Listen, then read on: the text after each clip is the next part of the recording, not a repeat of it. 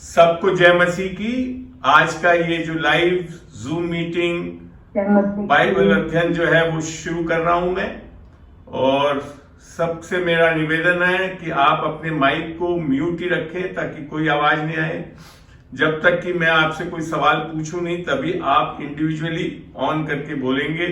ये पूरी चीज का मैं रिकॉर्डिंग करके YouTube पे डालने वाला हूं, तो कृपया इसमें संयम रखें। चलिए मैं छोटी सी प्रार्थना से इसको शुरू करता हूं।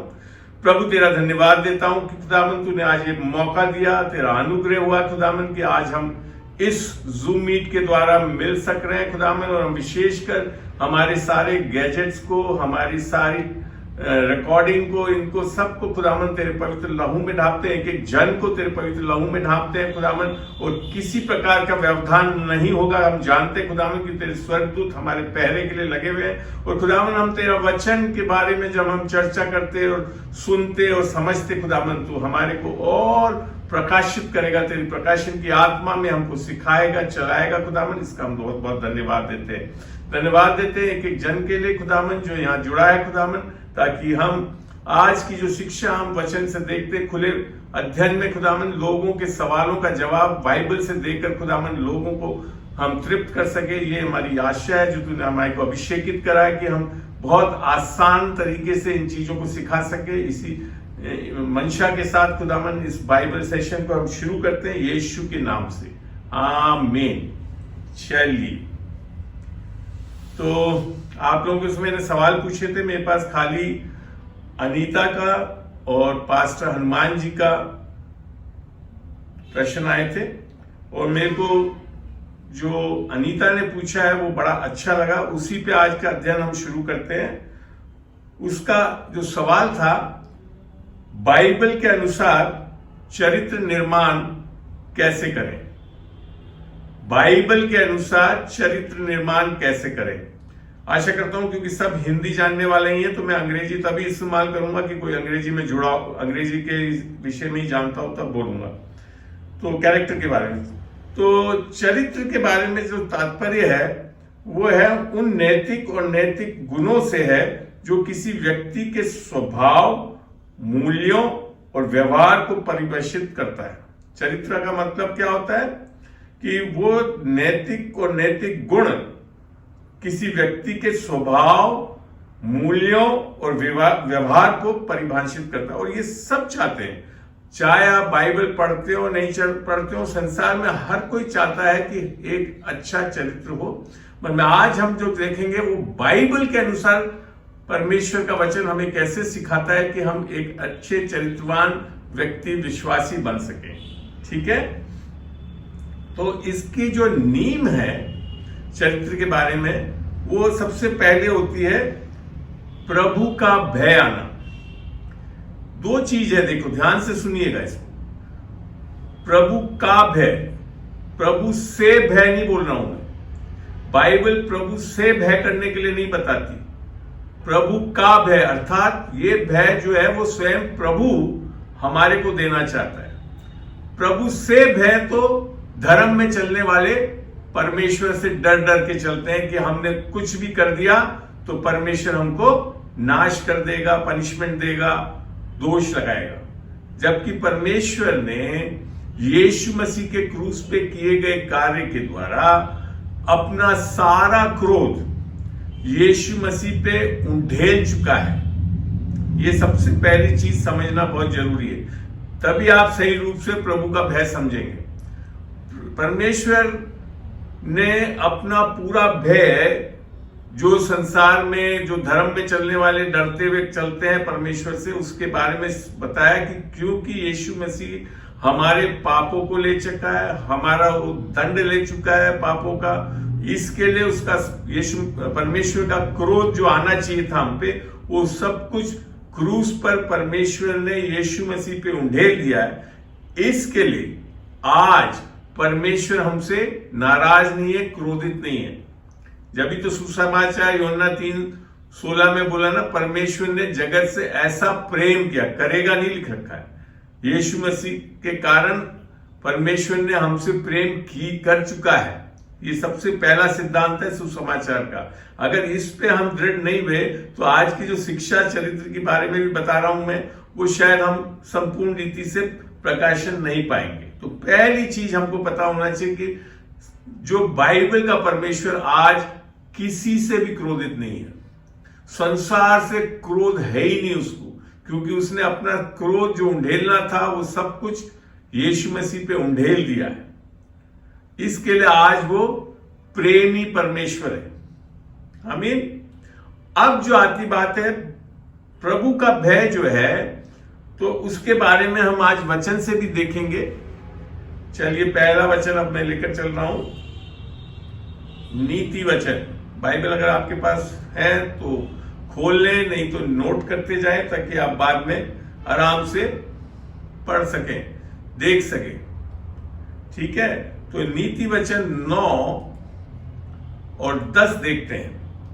यहां यूं लिखा है, यहोवा का भय अर्थात परमेश्वर का भय मानना बुद्धि का आरंभ है।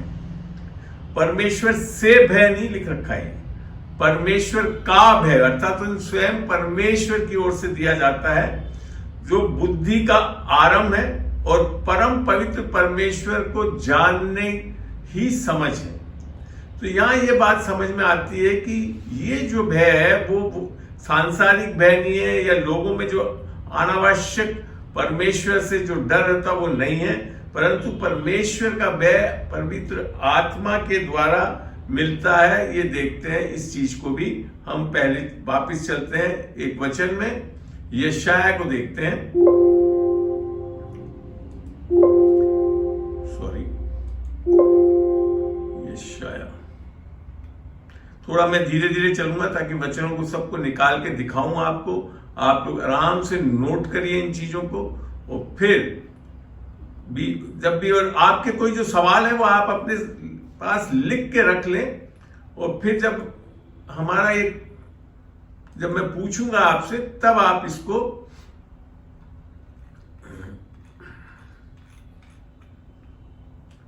परमेश्वर यशाया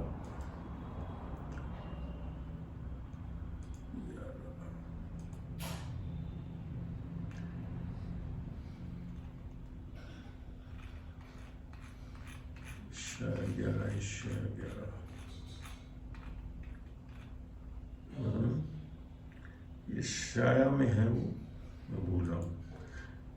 यशाया में है 12 का 11 है।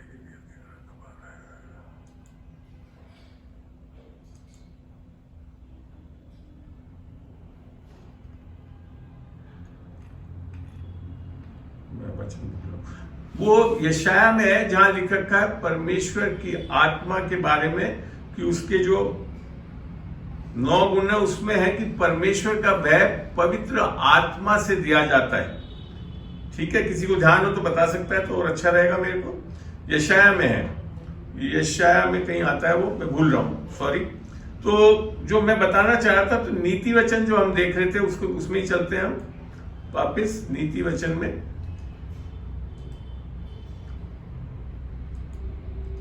नीति वचन प्रोवर्ब्स में 9 का 10 देख रहे थे। तो यहां पे बताया कि उससे परमेश्वर के भय से क्या चीज तात्पर्य है बाइबल के अनुसार, यहोवा का भय मानना बुद्धि का प्राण। तो ये हमारे हाथ में है कि यहोवा का भय हम माने तो उससे क्या मिलता है हमको, बुद्धि का आरंभ है, अर्थात हमारी समझ का आरंभ है, और परम पवित्र परमेश्वर का जानना ही समझ है। तो यहां समझ में आ रही थी सही में परमेश्वर का भय कब समझ में आएगा, जब हम परम पवित्र परमेश्वर को जाने, अर्थात उससे रिश्ता, अर्थात हम नया जन्म पाए, जब उससे रिश्ता हो जाए हमारा आत्मा में, तब होगा। दूसरे वचन को देखते हैं, भजन संहिता में चलते हैं। भजन संहिता 111 में सुनाई दे रहा है आप लोग को अच्छी तरह? एक जन बता दें, बस एक जन बोले। चलिए, तो भजन संहिता 111 का 10 यूं बोलता है, बुद्धि का मूल यहोवा का भय। क्या मतलब है? मतलब बेसिकली जो समझ है ना बाइबल की, वो किससे आती है, और उसी से हमारी चरित्र का निर्माण होगा। जब तक हमारे बुद्धि का मूल नहीं आएगा, अर्थात यहोवा का भय से जो आता है, तो उसी से होता है जितने उसकी आज्ञाओं को मानते हैं। देखो, ये पुराने नियम में जब बात आती है तो वहां आज्ञाओं को शब्द इस्तेमाल करा है, बट अब जब पूरा बाइबल आ चुकी है तो अब हम बोलेंगे उसके वचन को मानते हैं। ठीक है ना, आ रही बात समझ में? उनकी समझ अच्छी होती। तो हाँ, आप जितनी बाइबल के वचन को जानने लगोगे, जितना आप उतनी आपकी बुद्धि अच्छी हो जाएगी और समझ जो है आपकी अच्छी। आज मैं जानता हूं, जब मैं 1998 में प्रभु को ग्रहण करा और परमेश्वर को जान लिया, परमेश्वर के वचनों को देखा, तो बुद्धि का स्रोत आज जिस स्तर पे मैं चल रहा हूं, वो इतनी जबरदस्त है समझ कि मैं संसार की चीजों को भी बड़े आसानी से कर पाता हूं। और फिर आगे लिखा, उसकी स्तुति सदा बनी रहेगी। ये एक और फायदा है। तो कैरेक्टर बिल्डिंग, चरित्र निर्माण में दो चीज का होना बहुत जरूरी है। एक तो परमेश्वर का भय, परमेश्वर से भय नहीं, परमेश्वर का भय, जिससे आपको बुद्धि मिलती है, आपकी समझ अच्छी होती है और आप सदा स्तुति बनी। क्योंकि आप जब परमेश्वर की समझ से चलते रहोगे तो बहुत आराम से कामों को करोगे। तो क्या करोगे? परमेश्वर की स्तुति करोगे। आई बात समझ में? चलिए, दूसरा जो विषय जो चरित्र निर्माण में जो आता है, एक तो पहली चीज मैं बताया प्रभु का भय, नोट करते जाना इन चीजों को।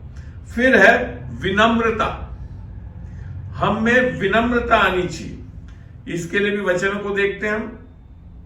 चलिए, नीति वचन 22 में चलेंगे हम। नीति वचन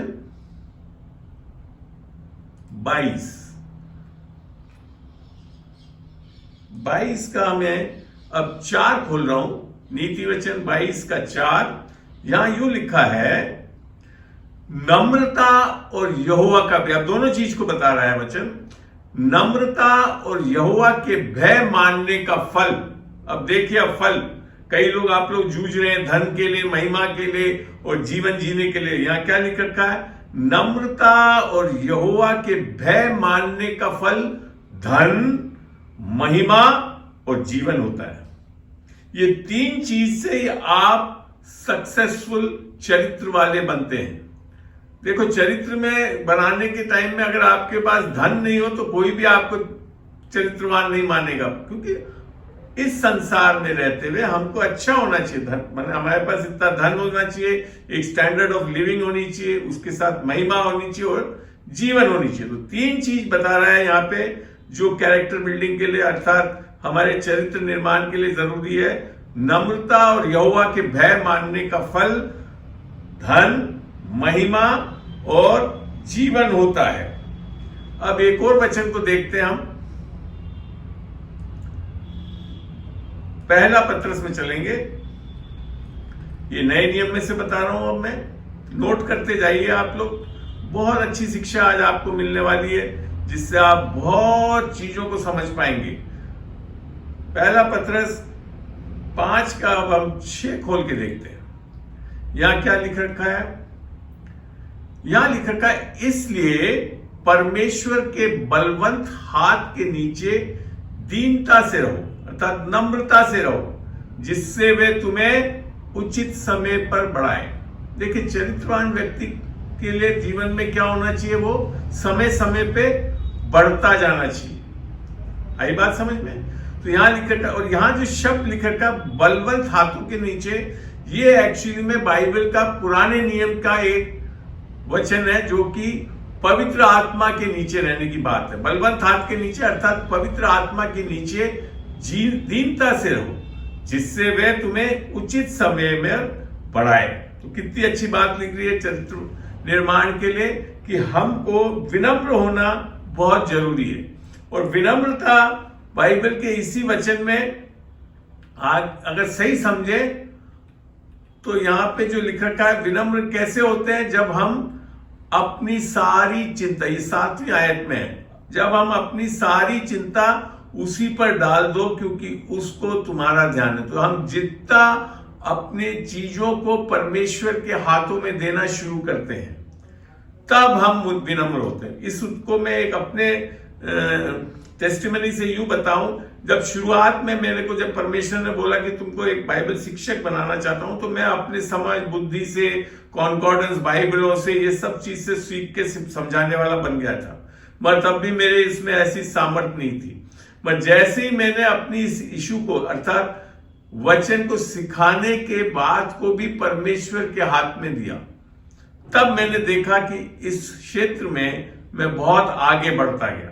तो ये आपको हमेशा देखना पड़ेगा, चरित्र निर्माण आपका या किसी भी क्षेत्र में आपका निर्माण होना है, तो आपको उन चीजों को परमेश्वर के हाथ में देने वाला होना चाहिए। वो होता है विनम्र व्यक्ति परमेश्वर के सामने। आई बात समझ? ये आपके जीवन में बहुत चीजें हो सकती है, आपकी नौकरी हो सकती है, आपकी सोच समझ हो सकती है, आप जब चीज चलते हैं, सीखने वाले होते हैं, तो उन सब चीजों को आप परमेश्वर के हाथ में दोगे, तो आप वो क्षेत्र, उस जो क्षेत्र आप परमेश्वर के हाथ में दोगे, विनम्रता उधर पे आएगी, और तब आप वहां पे उन्नति देखोगे।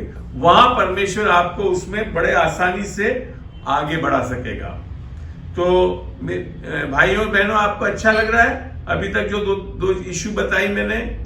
हैं? समझ में आ रही बात? समझ में आ रही है बात? चलिए, बाकी लोग अब वापिस माइक बंद कर लें, आगे बढ़ते हैं हम। तीसरी चीज जो चरित्र निर्माण में जरूरी है, वो है ईमानदारी। तो इसके लिए हम वचन देखते हैं, परमेश्वर का वचन क्या बोलता है। हम चलते हैं वापस, आज काफी चीजें नीति वचन के लेंगे हम। वापस हम चलते हैं नीति वचन 10:9 में जाएंगे। नीति वचन, पुराने नियम में नीति वचन कहां गया? ये 10:9। चलिए, तो 10:9 में लिख रखा है, जो खराई से चलता है वह निडर चलता है। खराई अर्थात ईमानदारी से चलता है, तो क्या होता है? वो निडर चलता है। फिर आगे लिख रखा है, परंतु जो टेढ़ी चाल चलता है उसकी चाल प्रकट हो जाती है। जब आप ईमानदारी से नहीं चलोगे तो निस्संदेह आपकी चाल प्रकट हो जाएगी, जान जाएंगे लोग। जब भी आप, और विशेषकर बिजनेस करने वाले और ये सब जो आप लोग जो ऐसे विश्वासी भी हैं, जैसे ही आप ईमानदारी नहीं रखेंगे तो आप फर्क देने से लोग जान जाएंगे कि यहाँ पे बेईमानी होती है। आई बात समझ में? हर क्षेत्र में आप जैसे आज किरण अगर काम कर रही है आंटी के यहाँ, अगर वो ईमानदारी से काम नहीं करेगी तो 1 मिनट में पता पड़ जाएगा आंटी उन लोगों को कि ये सही नहीं चल रही है। तो ये चीज चरित्र निर्माण में बहुत जरूरी है, ईमानदारी अर्थात खराई से चलना। एक और वचन देखते हैं हम नीति वचन में ही, 11:3 देखेंगे। नीति वचन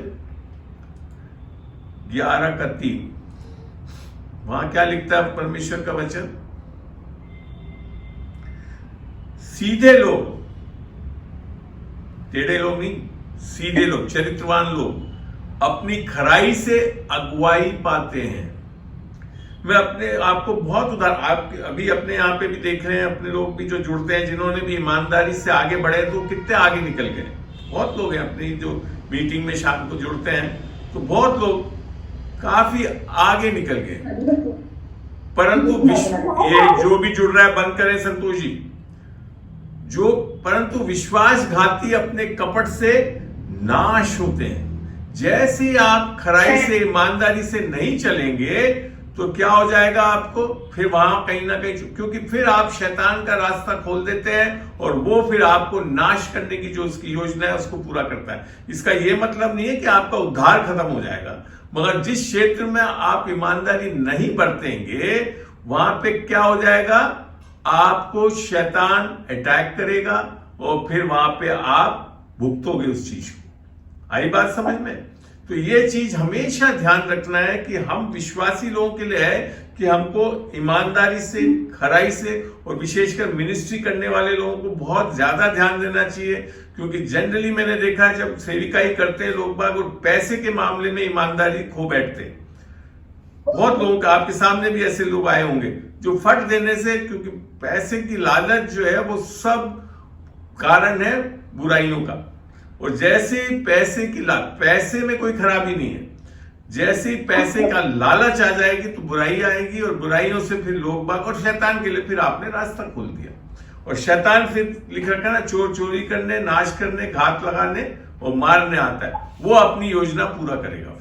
तो इसके लिए चरित्र बनना बहुत जरूरी है। विश्वासी लोग अगर वचन के अनुसार चरित्रवान नहीं बनेंगे तो एक बहुत अच्छा भलाई जीवन जीने में बहुत मुश्किल होगी।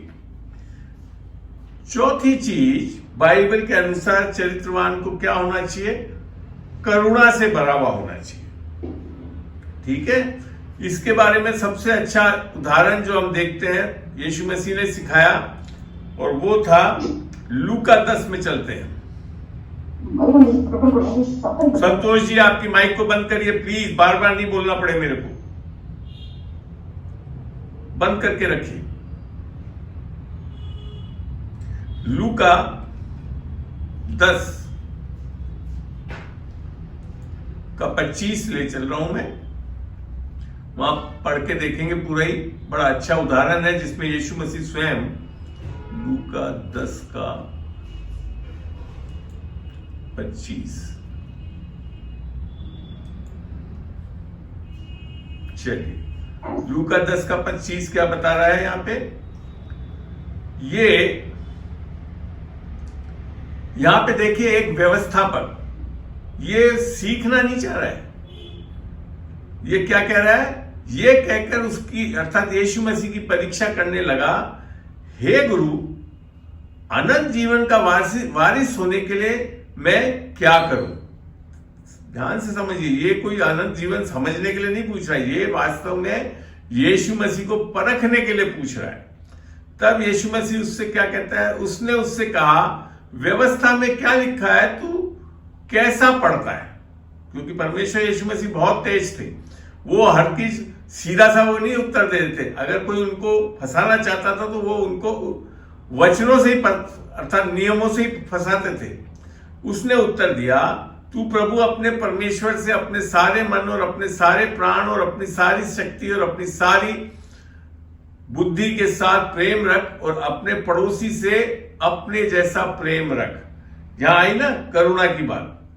तो फिर आगे बोला, उसने उससे कहा, तूने ठीक उत्तर, यीशु मसीह ने उस व्यवस्थापक को बोला, तूने ठीक उत्तर दिया, यही कर तो तू जीवित रहेगा।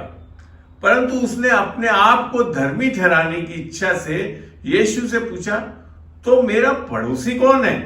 और आप लोगों के भी अंदर आ सकता है कि मैं किसकी मदद करूं, किस पे करुणा करूं, है ना? तब यीशु ने उत्तर दिया एक दृष्टांत बोलते हुए, एक मनुष्य यरूशलेम से यरीहो की जा रहा था कि डाकुओं ने घेर कर उसके कपड़े उतार लिए और मारपीट कर उसे अधमरा छोड़कर चले गए। और ऐसा हुआ कि उसी मार्ग में से एक याजक, अब याजक कौन है? वचन बताने वाला, प्रार्थना करने वाला, जा रहा था, परंतु उसे देखकर कतरा कर चले गया। हम में से भी ऐसे कई होते हैं विश्वासी लोग, जो हम लोग कतरा जाते हैं ऐसे परिस्थिति में। फिर देखा इसी रीति से एक लेवी उस जगह पर आया, वह भी उसे देखकर कतरा कर चले। ये भी एक तरह से धर्मगुरु में से था, पर वो भी नहीं रुका उसको मदद करने के लिए, वो भी कतरा कर चला गया। परंतु एक सामरी यात्री, अर्थात जो विश्वासी भी नहीं, अन्य जाति से था, ये यात्री आ निकला और उसे देखकर तरस खाया। तो यहां पे करुणा के विषय में सिखा रहा है परमेश्वर कि उसने तरस खाया और उसके पास आकर और उसके घाव पर तेल और दाखरस डालकर पट्टियां बांधी और अपनी सवारी पर चढ़ाकर सराय में ले गया और उसकी सेवा टहल गई। दूसरे दिन उसने 2 दिनार निकालकर सराय के मालिक को दिया और कहा, इसकी सेवा टहल करना और जो कुछ तेरा और लगेगा वह मैं लौटाने पर तुझे दे दूंगा। अर्थात यही नहीं कि वहां जब था तभी मदद करी, मगर यहां तक बोल गया कि इसकी सेवा करना और जो भी खर्चा आएगा मैं तुझे लौटा दूंगा वापिस आकर। अब तेरी समझ में जो डाकुओं में घिरा गया था, इन तीनों में से उसका पड़ोसी कौन ठहरा?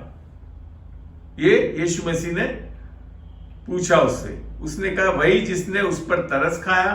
यीशु ने उससे कहा जा तू भी ऐसा ही कर। तो हमको भी ये चीज ध्यान रखना, खाली बोलने से ही नहीं तरस होना चाहिए। तरस अर्थात करुणा कब होता है? जब उसको करके दिखाते हैं, जब परिस्थिति में लोगों के बीच में हम करके दिखाते हैं। और मैं जानता हूं जब तक प्रभु में नहीं आया, मेरे को सही में किसी के ऊपर करुणा नहीं आती थी, बल्कि मैं शक की नजर से देखता था। पर जब परमेश्वर का प्रेम आपके हृदय में डाला जाता है तब ही ये चीज आएगी, अन्यथा आ ही नहीं सकती। और यीशु मसीह का भी करुणा ही तो है, अन्यथा हमको बचाने की जरूरत क्या थी? हमारे को तो मार सकता था यीशु मसीह बड़े आराम से, पनिशमेंट दे सकता था, मगर तब भी परमेश्वर का वो करुणा था जिसके कारण आप आज बचे हुए हैं। दूसरा उदाहरण आप मती में भी देखना, पढ़ के, मती 25:31 से 46 में भी एक अच्छा उदाहरण है करुणा का। पांचवी चीज, दृढ़ता आनी चाहिए हमारे अंदर। दृढ़ता समझते हैं आप? अर्थात हमारे अंदर एक संकल्प होना चाहिए। चरित्र निर्माण के लिए बहुत जरूरी है कि हमको दृढ़ होना पड़ेगा जिस चीजों के लिए हम मानते हैं, जिस पे विश्वास करते हैं। इसके लिए हम देखते हैं रोमियो, चलिए रोमियो 5 में चलते हैं हम। अच्छा लग रहा है आप लोगों को? सीख पा रहे हैं? जी बहुत बढ़िया लग रहा है। चलिए माइक बंद करके रह लीजिए, पढ़ते हैं आगे। रोमियो 5:3 से 5 में पढ़ा रहा हूं। केवल यही नहीं वरन हम कलेशों में भी घमंड करें, यही जानकर कि कलेश से धीरज उत्पन्न था। हमको कलेश आने से परेशान नहीं होना चाहिए, क्योंकि परमेश्वर कलेश देता नहीं है, मगर जब शैतान हम पे कलेश लाता है तो परमेश्वर उसको इस्तेमाल करता है हमारी अच्छाई भलाई के लिए और हमारे अंदर धीरज उत्पन्न करता है। तो चरित्र निर्माण में धीरज आना बहुत जरूरी है। फिर लिखा है और धीरज से खरा निकलना और खरे निकलने से आशा उत्पन्न। तो जब हम कलेश में हो और उसको धीरज से हम सहन करके और खरे होकर निकले, उस टाइम हम परमेश्वर के विरुद्ध ना हो, परमेश्वर के विरुद्ध कुछ ना बोले, परंतु ये जाने कि ये शैतान कर रहा है और शैतान के ऊपर हम पूर्ण रूप से उसका मुकाबला करें, तो हम करे निकलने से आशा उत्पन्न होती है। और फिर लिख रखा है 5वें में, और आशा से लज्जा नहीं होती, क्यों कि पवित्र आत्मा जो हमें दिया गया है उसके द्वारा परमेश्वर का प्रेम हमारे मन में डाला गया है। तो यहां हमारे को समझ में आता है कि हमारे को दृढ़ता होनी चाहिए, परसिवरेंस होनी चाहिए, विश्वास करना चाहिए इसके बारे में, तब जाकर हम क्या है खड़े होकर निकल सकते हैं। एक और उदाहरण देखते हैं, एक और सीख देखते हैं याकूब में। याकूब, चलिए याकूब, जेम्स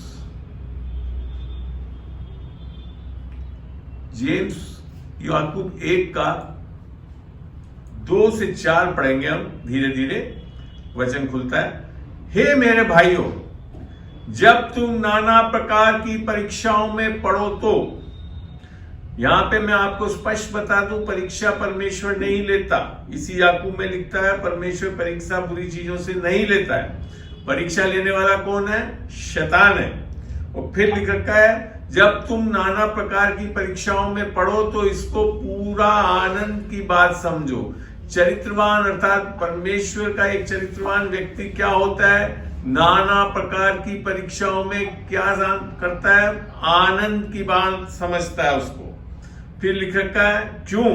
क्योंकि ये जानकर, यहां पे बहुत बड़ी चीज लिखी, जब आप ये जान जाओगे कि हमको आनंद से रहना है, कि तुम्हारा विश्वास के परखे जाने से धीरज उत्पन्न होता है। मैंने बताया ना, एक चरित्रवान व्यक्ति कैसा चाहता है परमेश्वर? जो धीरज रखे। जब हम नाना प्रकार की परीक्षाओं में रहते हुए भी परमेश्वर पे विश्वास करते हैं, परमेश्वर के प्रेम को समझते हैं, परमेश्वर में आनंदित रहते हैं, तो क्या होता है हमारे अंदर? धीरज उत्पन्न होता है। अब देखते हैं इस धीरज का क्या होता है। पर धीरज को अपना पूरा काम करने दो। धीरज एक ऐसी चीज है जो एक काम करती है कि तुम पूरे और सिद्ध हो जाओ और तुम में किसी बात की घटी ना रहो। आप जानते हो परमेश्वर जब शैतान आपको परीक्षा लेता है तो कहता है आप आनंदित रहो, धीरज में रहो, और तब क्या होता है, आप किसी बात की घटी, उस परमेश्वर उस चीज को भी आपकी भलाई उत्पन्न करने के लिए इस्तेमाल करता है। जैसा है ये परमेश्वर हमारा, वो हमारे को ऐसे भी नहीं रहने देता कि परीक्षा में ही रहने दे, वो परीक्षा में से निकलने के लिए भी रास्ते देता है। तो ये फायदा है परीक्षा का। लोग परीक्षा में जाते ही परमेश्वर के विरुद्ध कुड़कुड़ाने लगते हैं, रोने लगते हैं, यहां तक कि परमेश्वर को बुरा भला कहने लगते हैं। मगर ऐसा नहीं करना चाहिए। ऐसा करने से शैतान फायदा उठाता है आपको, और फिर वो आपको और परीक्षा में डालता है और आप परेशान होते रहते हैं। तो यहां समझ में आई बात, जब परीक्षा शैतान डालता है तो उसका कैसा तरीका अच्छा है कि हमको घबराना नहीं है।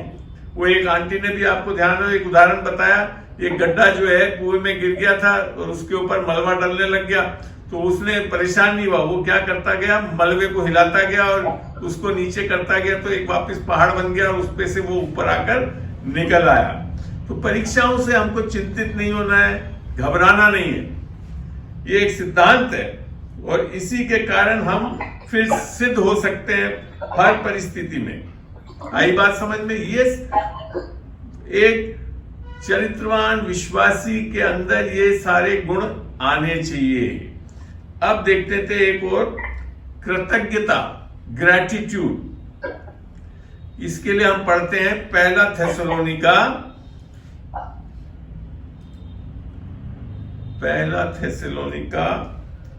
5।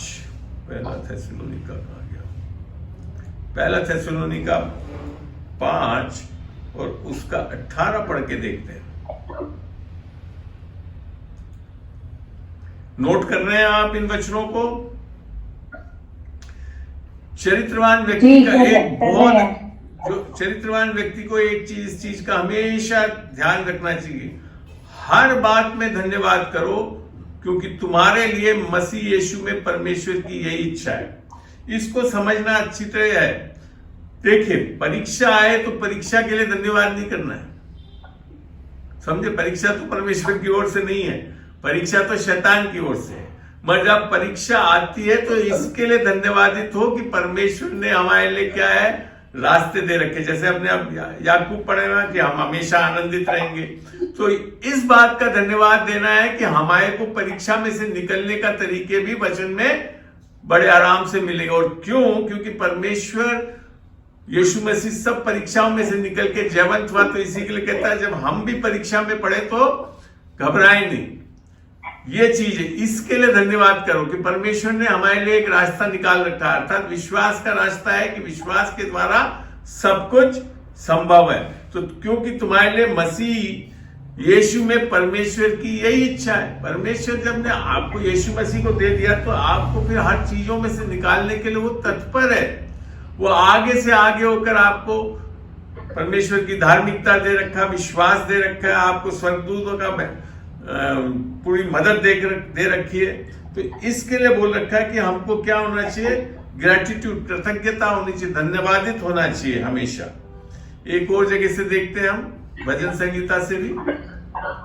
संतोष जी आप बंद कर दो, अपना म्यूट करो प्लीज। आप लोग ध्यान दें, वचन ये बंद रखें, नहीं तो बहुत पीछे डिस्टरबेंस आती है।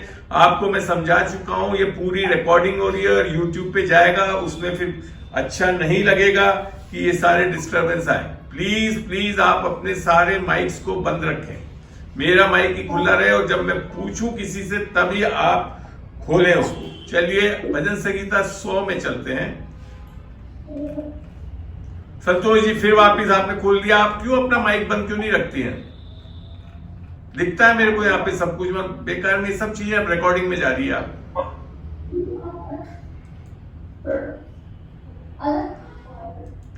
देखिए, अगर आप बंद नहीं करेंगे तो आपको मेरे को हटाना पड़ेगा इसमें से।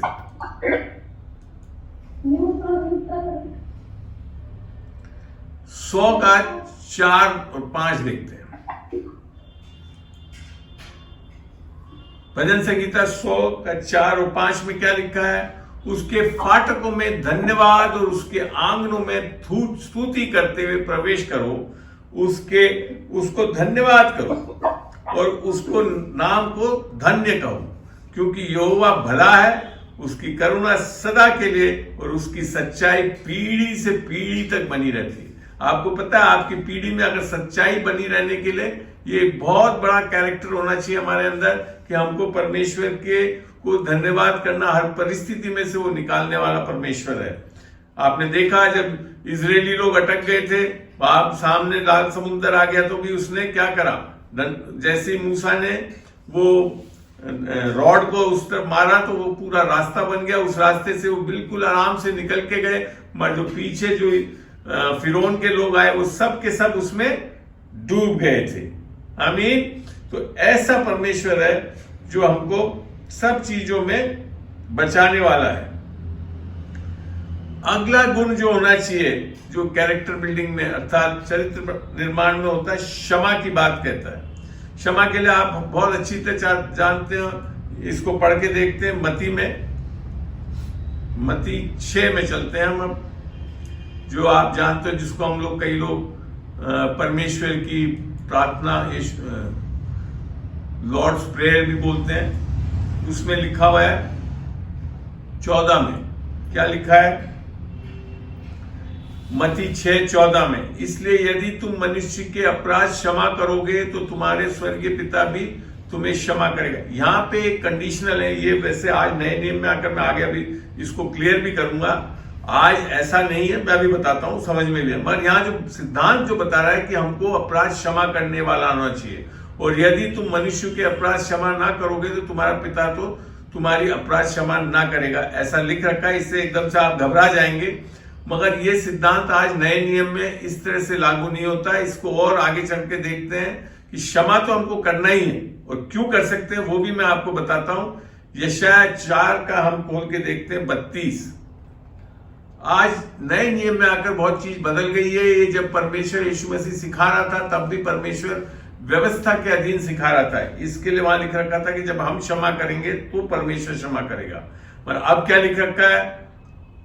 इफिसियों 4:32 पढ़ रहा हूं, एक दूसरे पर कृपालु और करुणामय हो, और जैसा परमेश्वर ने मसीह में तुम्हारे अपराध क्षमा किए, करेगा नहीं लिख दिया, यीशु मसीह में आपको क्षमा कर दिया गया है, वैसे ही तुम भी एक दूसरे के अपराध क्षमा करो। तो आज हमको ये जरूरत नहीं है कि हम जब क्षमा करेंगे तो हमारे अपराध क्षमा होंगे, क्योंकि यीशु मसीह ने हमारे सारे अपराध क्षमा कर दिए हैं। उसने सारे अपराध अपने ऊपर ले लिए, उसका दंड भी ले लिया, इसके लिए हमारे लिए वो सारे अपराध क्षमा हो चुके हैं। तो वैसे ही हम दूसरों का भी अपराध क्षमा कर सकते हैं। कितनी बड़ी बात है ये! एक बहुत बड़ा चरित्र के निर्माण के लिए बहुत आवश्यक है कि हमको क्षमा करने वाला होना चाहिए।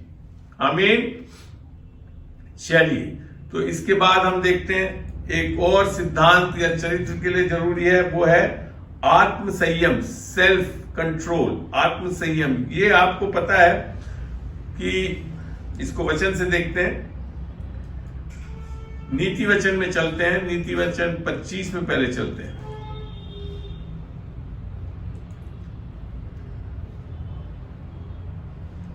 नीति वचन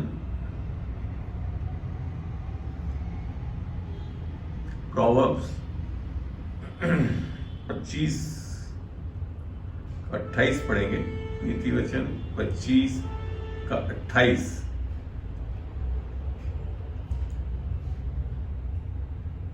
यहां क्या लिखा है? जिसकी आत्मा वश में नहीं वे ऐसे नगर के समान है जिसकी शहरपना। एक मिनट, नीति वचन 25:28 ही है जी। तो यहां बोल रहा है जिसकी आत्मा वश में नहीं वे ऐसे नगर के समान है जिसकी शहरपना घेराव करके तोड़ दी गई है। तो हमारे सब चीजें करने के लिए हमारे को वश में होना चाहिए। एक और चीज जो क्षमा करने की बात जब आती है तो नए नियम में बड़ा अच्छा लगता है मेरे को, जब गलतियों को देखते हैं तो ये आत्मा का फल है। इसके लिए, क्योंकि हमने अगर नया जन्म पा लिया है तो आत्मा पा लिया, तो आत्मा पा ली है तो ये फल हमारे अंदर मौजूद है, और इसके लिए आज हम क्षमा बड़े आसानी से कर सकते हैं।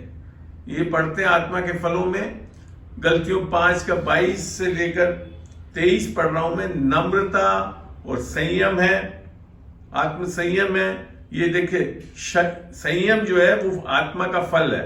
ऐसे ऐसे कामों के विरोध में कोई व्यवस्था नहीं, 22 और 23 पढ़ना था, हाँ ये रहा। पर आत्मा का फल प्रेम, आनंद, शांति, धीरज और दया, भलाई, विश्वास, नम्रता और संयम। तो बेसिकली जो अभी ये गुण है चरित्र बनने के लिए, किससे मिल रहे हैं हमको? जब हम नया जन्म पा लेते हैं, पवित्र आत्मा हमारे अंदर आ जाती है, यीशु की आत्मा हमारे अंदर है, तो ये सारे फल हमारे अंदर है। अब हमको इसको इस्तेमाल करने वाला होना है। ये किससे करा जाता है? विश्वास से करा जाता है। ये चीज हमेशा ध्यान रखते हैं। यहां लिखा है आगे 25 में, यदि हम आत्मा के द्वारा जीवित हैं, ये हमारा नया जन्म है।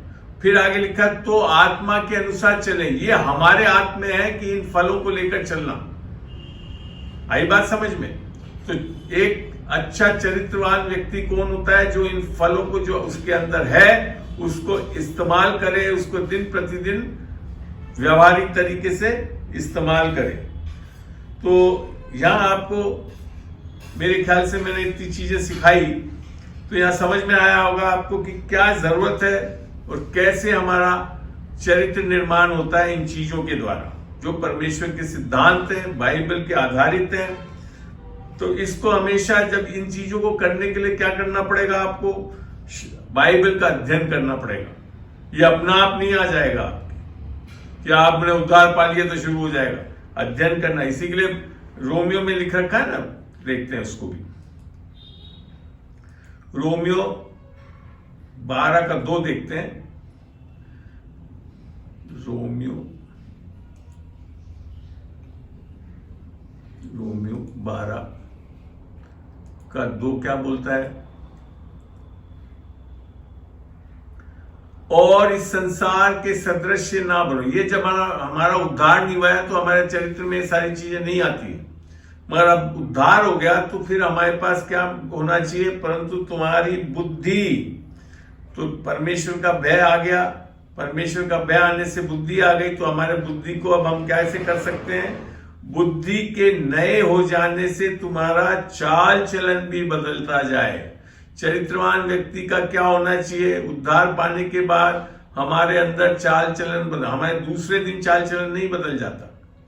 हमारे को जितना हम वचन से अपने बुद्धि को, मन को नया करते हैं तो हमारा चाल चलन बदलता है, जिससे तुम परमेश्वर की भली, भावती और सिद्ध इच्छा अनुभव से मालूम करते। तो जितना आप पढ़ेंगे बाइबल को, उसका उपयोग करेंगे, आत्मा में चलेंगे, सिद्धांतों पे चलेंगे, जान जाएंगे कि आपके अंदर आत्मा में क्या क्या फल है, तब आप अनुभव से आप एक और चरित्रवान विश्वासी व्यक्ति बनते जाएंगे। तो शास्त्रों का अध्ययन करना, मन का नया करना बहुत बहुत बहुत बहुत आवश्यक है। विश्वासी लोग मानते हैं कि बस यीशु मसीह को ग्रहण कर लिया सब कुछ हो जाएगा। ऐसा नहीं लिख रखा बाइबल में। निस्संदेह आपकी आत्मा तो बदल जाती है तत्काल, परंतु आपका प्राण और शरीर में बदलाव कब आता है? जब हम जितना वचन का अध्ययन करते हैं, वचन को बार बार मनन करते हैं। यहां तक जोशुआ के लिए भी लिखा करना कि तू रात दिन इस वचन को सीखना करना, तब तू जयवंत होगा।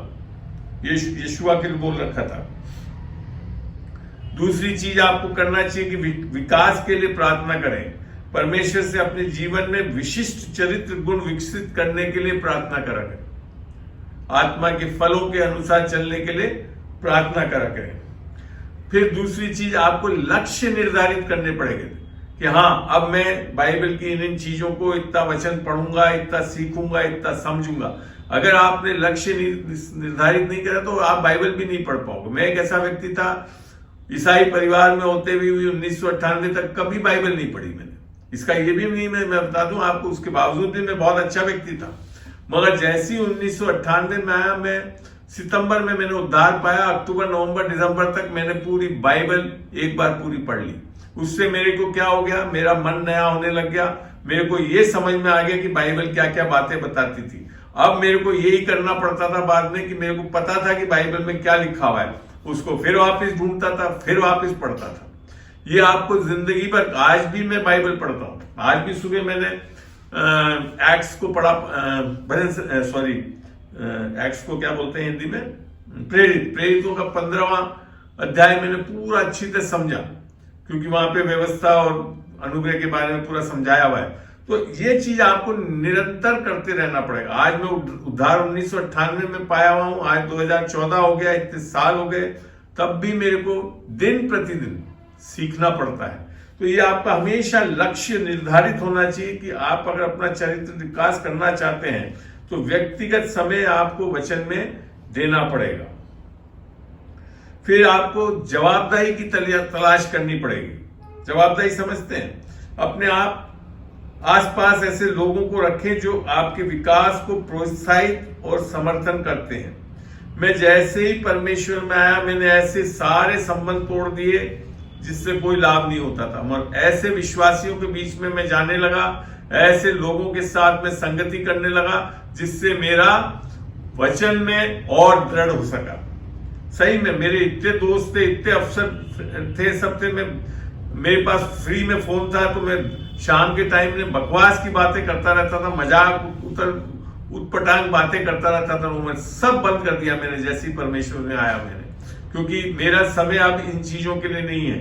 अब मेरे को ऐसे लोगों, क्योंकि बाइबल में लिखा है अंत के दिनों में हमको विश्वासियों के साथ संगति करनी पड़ेगी, तब आपका विश्वास दृढ़, इब्रानियों में लिख रखा है। तो ये चीज एक चरित्र बनने के लिए बहुत जरूरी है कि आपको जवाबदेही तलाश करनी पड़ेगी। आपको अपने लोगों, जो ऐसे लोग हैं जो बेकार के हैं, जो दुनियावी हैं, उनको हटकर अच्छे विश्वासियों के साथ रहना पड़ेगा। एक चीज और आपको हमेशा करना पड़ेगा, आत्मचिंतन का अभ्यास करें। सुधार के क्षेत्रों को पहचाने करने के लिए नियमित रूप से अपने विचारों को, शब्दों और कार्यों की जांच करें। क्या कर रहे हैं आप, कितना समय आप किस चीज में बिता रहे हैं। या तो बकवास की अखबार पढ़ रहे हैं। मैंने आपको पता है, मैं जैसे ही रिटायर हुआ 2019 है, उसके बाद मैंने सारे घर में अखबार बंद कर दिए, क्योंकि अखबारों से आपको सुसमाचार नहीं मिलता, बुरा समाचार मिलता है। ना पढ़ना आप इन चीजों को। बिना सुसमाचार रहे हुए आज 2019, बिना समाचार पत्रों के 2019 से 2024 हो गया, मेरे में और कमी नहीं हुई और अच्छा ही चल रहा हूं मैं। बेकार की, अविश्वास की चीजें नहीं आई है। मैं बड़े आराम से अब विश्वास में उन्नति करते जा रहा हूं, चंगाइयां पाते जा रहा हूं, लोगों के बीच में और वचन बांट पा रहा हूं। मगर अगर आप इन चीजों को ज्यादा महत्व दोगे, निस्संदेह शैतान आपके जीवन में बड़े आराम से काम करता रहेगा। आपको ढूंढना पड़ेगा आपको क्या चीज लेनी है, क्या चीज देखनी है। मैं आज की तारीख में टीवी भी सारा चैनल पैनल सब बंद कर रखा है मैंने। अब मैं कोई चैनल वैनल नहीं लगाता, कुछ नहीं देखता, क्योंकि कोई फायदा नहीं है। असली चैनल है यीशु मसीह, उसको देखो, उसको समझो। तो ये है आपका कैरेक्टर बिल्डिंग, अर्थात चरित्र कैसे निर्माण होगा, इन चीजों को करते रहेंगे। और फिर एक बहुत महत्वपूर्ण चीज आपको करना पड़ेगा, सहानुभूति विकसित करनी पड़ेगी। आप लोगों पे दया आनी चाहिए, आप सहानुभूति होना चाहिए। देख के आपके अंदर यीशु मसीह कंपैशनेट जो होना है, यीशु मसीह का पूरा आप अगर मिनिस्ट्री देख लो तो वो क्या था, वो सहानुभूति करता है। जो भी बीमार आया, जो भी परेशान आया, जो भी पीड़ित आया, जो भी दुष्ट आत्माओं से पीड़ित था, क्या करता था, उनको चंगा करता था। वो आपके, और यही आपके लिए लिख रखा है, जो अगर विश्वासी है तो आपके जीवन में क्या होगा, आप लोगों को चंगा करेंगे, लोगों को दुष्ट आत्माओं से निकाल। ये चीज आपके अंदर आ रही हो। जैसे ही मैं प्रभु में आया, ये चीज मैंने सबसे ज्यादा देखी। मैं आपको बताऊं, आपने भी एक्सपीरियंस करा, जूम मीटिंग में हम लोग डिलीवरेंस करते हैं। क्यों? क्योंकि परमेश्वर का कंपैशन, जो आपकी सहानुभूति है, वो आपको विवश कर देगा। यीशु मसीह का प्रेम विवश कर देगा कि आप यीशु मसीह के लिए जीने वाले हो। तो ये कैरेक्टर बिल्डिंग की सबसे बड़ी चीज है।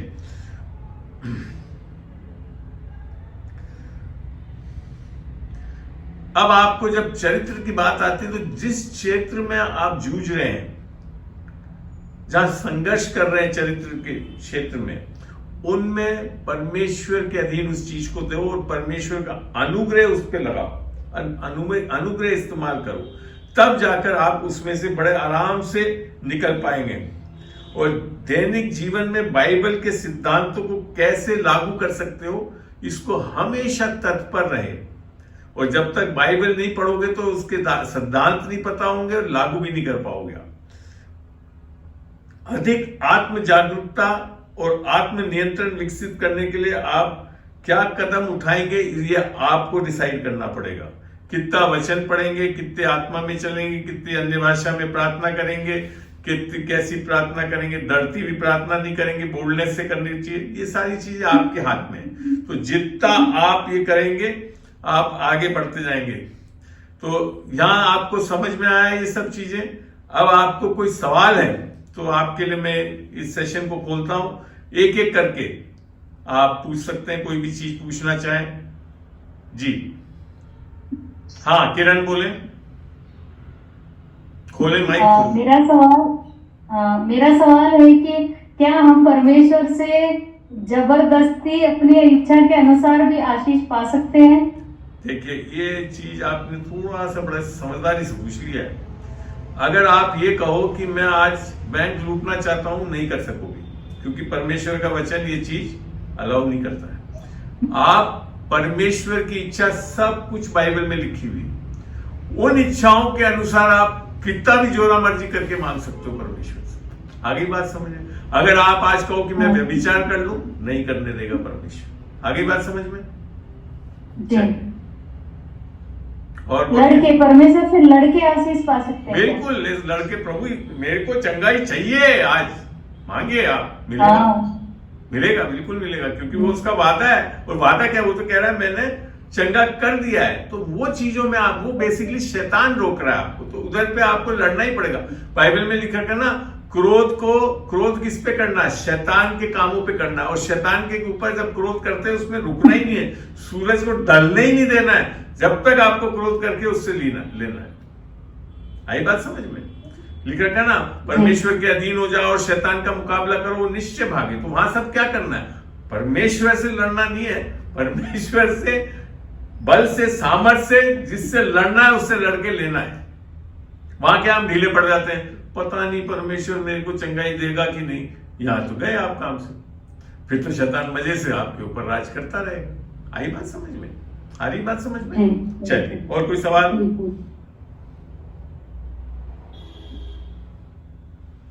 चिंतामणि जी का माइक खुला है, कुछ पूछना चाहते हैं चिंतामणि जी? नहीं। ठीक है, बंद कर लीजिए फिर। जो पूछना चाहता है वो माइक ऑन करें, हाथ उठाएं, मेरे से पूछ लें। सवाल नहीं हो तो यहाँ पे एक मैं जरूर इस विषय पे छोटी सी प्रार्थना करके एक और प्रश्न जो कि पास्टर हनुमान जी का भी है और किसी का भी हो तो मैं और लेऊंगा आगे। तो मेरी ये इस समय ये है कि हमें अपने वचन के अनुसार, प्रभु हमें अपने वचन के अनुसार अपने चरित्र बनाने में मदद करें। हम में प्रेम, आनंद और संयम जैसे आत्मा के फल विकसित करें। ईमानदारी, करुणा और कृतज्ञता की हमारी खोज में हमारी मार्गदर्शन करें। हमारा जीवन आपके चरित्र को प्रतिबिंबित करे और आपके नाम को महिमा दे। यीशु के नाम से मैं इस प्रार्थना को करता हूं, आमीन। अब इस विषय को छोड़ के आपके पास कोई और हो तो बताएं, नहीं तो मैं अगला सवाल जो कि मेरे ख्याल से पास्टर साहब ने पूछा था उसमें लेकर चलता हूं। पास्टर साहब, आप मेरे को बता सकते हैं उसको? पास्टर हनुमान जी का कुछ था प्रश्न। चलिए मैं क्वेश्चन बताता हूं।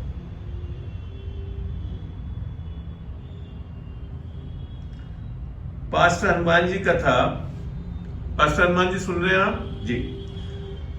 जब मसीह, ये आप थोड़ा मेरे को करेक्ट भी कर लें अगर कुछ और है तो। जब मसीह की जय मसीह की बपतिस्मा डुबकी का होना चाहिए या छिड़काव का? ये था आपका सवाल, ठीक है? हनुमान जी पास आप खोल लीजिए अपना माइक खोलिए आप। क्या आप रहने दीजिए, उनसे बात होगी। तो मैं ये कह रहा बपतिस्मा दबकी का होना चाहिए या छिड़काव का, ठीक है ना। पहली चीज मैं बता दूं, बपतिस्मे में नए नियम में आकर ये सबसे बड़ा कंफ्यूजन है, और ये कंफ्यूजन क्यों आता है ये भी समझाता हूं। और वो यीशु मसीह के एक वचन से ही आता है जिसको सही नहीं समझते लोग।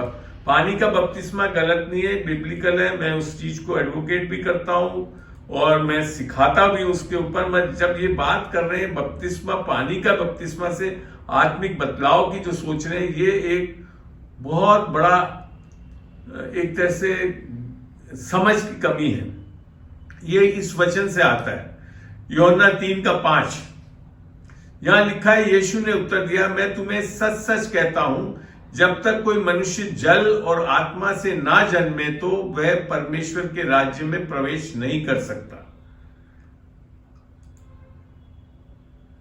देखा हनुमान जी इस चीज को? इस वचन का क्या मतलब है? और भी कोई लोग जो इसके बारे में बताना चाहें, जरूर माइक खोल के एक एक करके बोलो। पहले तो हनुमान जी से मैं चाहूंगा, ये जो हमने अभी पढ़ा यूहन्ना 3:5, इसमें यीशु मसीह का क्या मतलब है? हनुमान जी पहले बोले, जवाब दें। वचन खोलूं मैं? वचन खोल देता हूं, पूछ तो वैसे भी लूंगा मैं। यहां लिख रखा है, यीशु ने उत्तर दिया, मैं तुझसे सच सच कहता हूं, जब तक कोई मनुष्य जल और आत्मा से ना जन्मे तो परमेश्वर के राज्य में प्रवेश नहीं कर सकता। इसका क्या मतलब है बताएं? यीशु मसीह बोल रहा है ये, और ये बहुत यीशु मसीह बोल रहा है। तो इसका क्या मतलब समझते हैं आप? बताएं। बताइए हमें। मैं तो बताऊंगा, पहले आपका विचार बताइए ना, क्या मानते हैं इसको? इसमें भाई जल का मतलब यानी बपतिस्मा और आत्मा का मतलब पवित्र आत्मा। ठीक है, ये आपकी समझ है। और किसी को कुछ बोलना है? यहां मैं आपके इस वचन से अब समझाता हूं, ये यहां पे नहीं है। मैंने आपको पहले भी वापस बता जाता हूं, पर जल का बपतिस्मा बिब्लिकल है, पर यहां ये वचन पानी के बपतिस्मे से संबंधित नहीं है। क्यों? क्योंकि अगली आयत इसको स्पष्ट कर रही है, क्योंकि जो शरीर से जन्मा है वो शरीर है, और जो आत्मा से जन्मा है वो आत्मा। अब यहां ध्यान से देखिए, ऊपर क्या है? जल और आत्मा। तो आत्मा का विषय तो ये हो गया, आत्मा से जन्मा, ये तो आत्मा है। मगर जो जल का विषय जो बताया वो क्या है? शरीर से जन्मा है वो शरीर है, अर्थात आपका शारीरिक जन्म के बारे में बता रहा है। तो ये वचन जल का बपतिस्मा के बारे में है ही नहीं, मगर पूरे कलीसियाओं में इस वचन से यही माना जाता है कि जल का बपतिस्मा। समझ रहे हैं आप? यहां ये मतलब है, आप ये समझाता हूं, यीशु मसीह ने दो चीज बोला सबसे और ये बेसिकली आपका भौतिक जन्म, अर्थात आप जब इस संसार में जन्मते हैं तो आप मां की कोख में जल में रहते हैं, और फिर जब निकलते हैं तो जल से साफ किया जाता है। तो ये है वो जन्म जो कि बोल रहा है शरीर से जन्मा हो, अर्थात हमारा शारीरिक जन्म है। ये होना भी बहुत जरूरी है।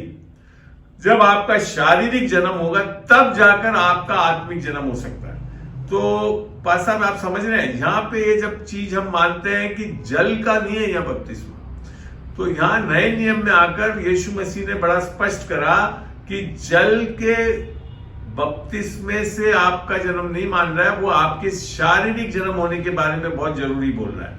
जब आपका शारीरिक जन्म होगा इस संसार में, तब जाकर आपका आत्मिक जन्म होगा। आत्मिक जन्म किससे होना है? आत्मा से। आप नहीं कर सकते। आई बात समझ में? और आत्मिक जन्म के लिए जल की आवश्यकता नहीं है, उसके लिए सुसमाचार की आवश्यकता है। ठीक है, देखते हैं उसको भी, वचन से देखते हैं, जब समझ में आएगा। इफ्सियों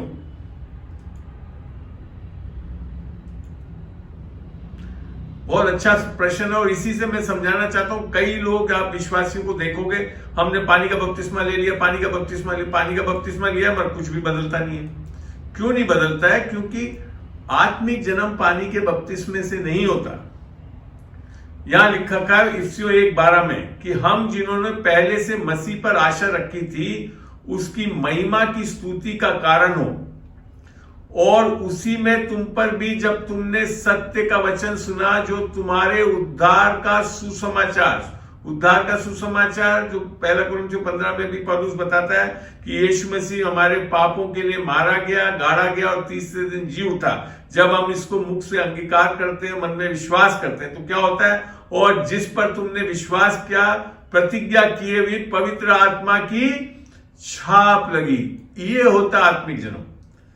तो कलीसिया में लोग पानी के बपतिस्मे से नहीं आते हैं।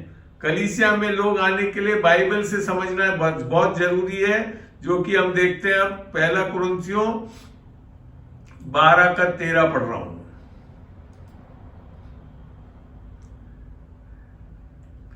यहां लिख रखा है 13 में, पहला कुरिन्थियों 12:13, क्योंकि हम सब ने क्या यहूदी हो या यूनानी, क्या दास, क्या स्वतंत्र, एक ही आत्मा के द्वारा एक द्वय होने के लिए बपतिस्मा लिया है। पानी से बपतिस्मा नहीं ले रहा है यहाँ पे। किससे बपतिस्मा होना है? आत्मा से। और हम सबको एक ही आत्मा पिलाया गया। तो नए नियम में आकर हम कैसे कलीसिया में दाखिल होते हैं? और यह चीज संभव कब हुआ? जब यीशु मसीह आया।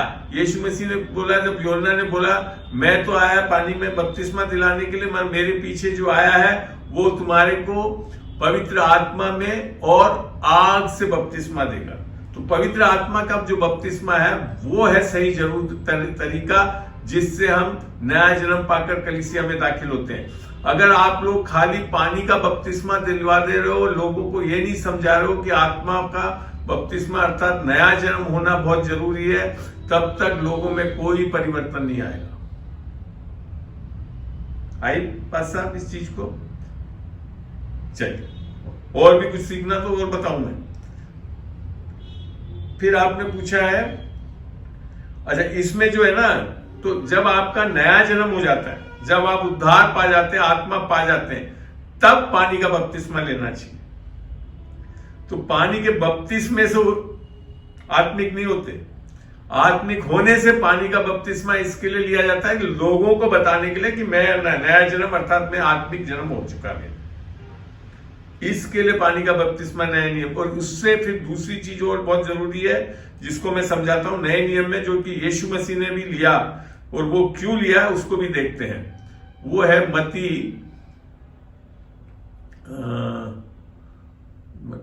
3 में।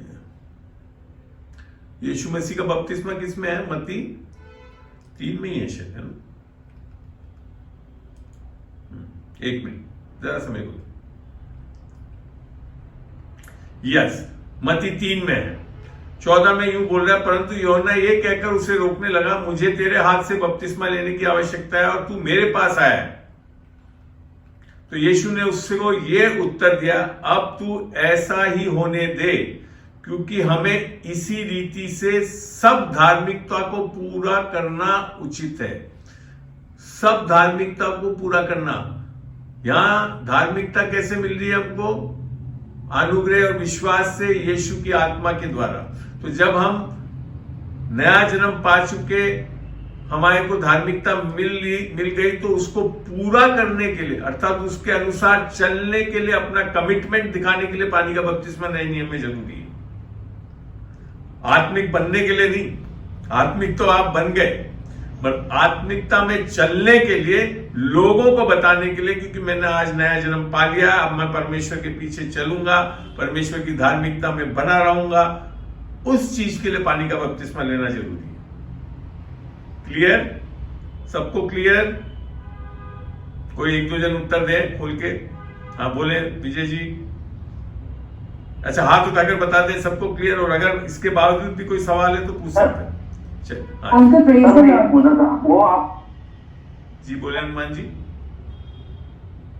हाँ, वो बात आपने सही है कि हमें आत्मा में, लेकिन हमें बपतिस्मा जो हम देते हैं वो डुबकी का होना चाहिए या और जैसे कई लोग ये बहुत अच्छा सवाल है। देखो, आपको दो सिचुएशन दिखाता हूं उदाहरण से। आपने वैसे अमेरिका गए नहीं होंगे, अमेरिका में है नियाग्रा फॉल्स, या कोई आपने झरना देखा जो पहाड़ों से खूब आता है, खूब बहता है, उसके नीचे खड़े हो जाओगे तो 100% भीग जाओगे, है ना। तो वहां डुबकी नहीं लगा रहे, आप वहां खड़े हो रहे हो, और उससे जो छिड़काव है एक्चुअली में, तो छिड़काव और डुबकी से कोई फर्क नहीं पड़ता। पानी का बपतिस्मा एक सिद्धांत है जिससे हम ये बता रहे हैं, और आप जैसे उसमें डूब के खड़े हो रहे हैं तो आप बोल रहे हैं मैं यीशु मसीह में मर गया और जी उठाऊं। हो तो गया वो आपके अंदर पहले ही, मगर लोगों को दिखा। जैसे आपको मैं बताऊं, मेरी शादी हो गई तो आप ये देख रहे हैं मेरे हाथ में अंगूठी, ये शादी की अंगूठी है। तो इस अंगूठी से क्या मैं बता रहा हूं लोगों के कि मेरी शादी हो गई। तो पानी का बपतिस्मा से क्या आप बताना चाह रहे हो कि मेरा आत्मिक जन्म हो गया है। इस सिद्धांत से आप ले रहे हो तो सही है। और फिर मैं धार्मिकता में परमेश्वर के पीछे, यीशु मसीह के पीछे बना रहूंगा, ये बताने के लिए चल रहा है। ठीक है, तो छिड़काव और इनसे फर्क नहीं पड़ता। एक छिड़काव मैंने बोला ऐसे, एक जहां पे पानी झर रहा है उसके नीचे खड़े होगे तो पूरे भीग जाओगे, ठीक है ना। और या फिर पानी में डुबकी लगाओगे। डुबकी और छिड़काव से मतलब नहीं है, ये खाली आपको समझना है और बताना है, लोगों को प्रोक्लेम करना है। तो बेसिकली हम लोग यहाँ पे जब बात कर रहे हैं राजस्थान में, तो ज्यादातर हमको डुबकी का ही लेना पड़ेगा इस चीज को पूरा करना। ठीक है, आगे बात समझ लो। चलिए, और कोई सवाल किसी का? आप पूछना चाह रहे थे बेटा, हाँ बोलो। Praise the Lord. Praise the Lord. अब तो मेरा इस कॉन्टेस्ट से थोड़ा अलग है, मतलब वो एक बाइबल में एक स्टोरी है ना अंकल 10 वर्जन का, जिसमें पांच के पास एक्स्ट्रा तेल था, मतलब दोनों अपने ब्राइड का, मतलब जो दूल्हे का वेट कर रहे थे, लेकिन पांच पता है वो कहाँ पे है, वो कहाँ पे है वो पता है, बता दोगे तो मैं बहुत आराम से समझ खोल के बता दूंगा थोड़ा सा। अंकल 1 में मती में है वो, मती में शायद मती 25 है, अच्छा। 25 में है। चलिए एक मिनट खोल के आज 10 ही समझा देता हूँ तुमको। बहुत अच्छा सवाल है। 25 में बेटा कोई सही बता दो कहाँ, बस 16-17 से कहीं से है मेरे ख्याल से, बोलता हूँ। अंकल 25 का फर्स्ट से ही अंकल। अरे फर्स्ट से ही, चलिए बहुत अच्छा, ये मैंने खोल दिया 25 का 1 से। यहाँ तब स्वर्ग का राज्य उन 10 कुंवारियों के समान होगा जो अपनी मशालें लेकर दूल्हे से भेंट करने को निकली। क्या लेकर निकली? मशालें निकली। ठीक है, फिर लिखा है उनमें 5 मूर्ख और 5 समझदार थी। आगे पढ़ते हैं। मूर्ख ने अपनी मशालें तो ली परंतु अपने साथ तेल नहीं लिया, माने उनके पास तेल था ही नहीं। आप समझ में आ रहा है यहाँ पे? यह एक्चुअली क्या, बाइबल को हम लोग खुल के समझते हुए पढ़ते नहीं, हम लोग सीधा पहुंच देते हैं कि अच्छा वो तो दोनों तेल भी लेकर चली, मगर तेल कम पड़ गया तो तेल खरीदने की बात। अरे वो लोग तेल लिया ही नहीं, अर्थात उन्हें उद्धार पाया ही नहीं था, खाली मशाले लेकर चल दी वो, तेल कुछ भी नहीं था उनके पास। फिर क्या हुआ? परंतु समझदारों ने अपनी मशालों के साथ अपनी कुप्पियों में तेल भी भर लिया था, अर्थात वो नया जन्म पा चुकी थी। अब बोलते हैं तब दूल्हे ने आने में देर हुई तो वे सब ऊँघने लगी और सो गई। आधी रात को धूम मची कि देखो दूल्हा आ रहा है, उससे भेंट करने के लिए चलो। तब वे सब कुंवारियां उठकर अपनी मशालें ठीक करने लगी। तेलों के बारे में नहीं लिखा, मशालें तो ठीक कर ली, तेल तो था ही नहीं उन लोगों के पास। और मूर्खों ने समझदारों से कहा अपने तेल से में से कुछ हमें भी दो क्योंकि हमारी मशालें बुझ। देखो, दूसरे के उद्धार से आपका उद्धार नहीं होगा, तेल आपको ही लेना, अर्थात मसा जो है यीशु मसीह की आत्मा लेना, तो वो उन्होंने लिया ही नहीं।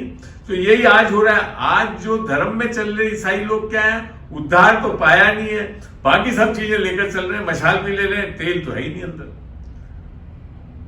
आज ये बाइबल को पढ़ के बड़ा अजीब लगा होगा ना आप लोग के दिमाग में, क्या था कि वो तो मशाल और तेल लेकर चले थे। नहीं, वो तेल लिया ही नहीं था, उद्धार पाए हुए ही नहीं थे वो।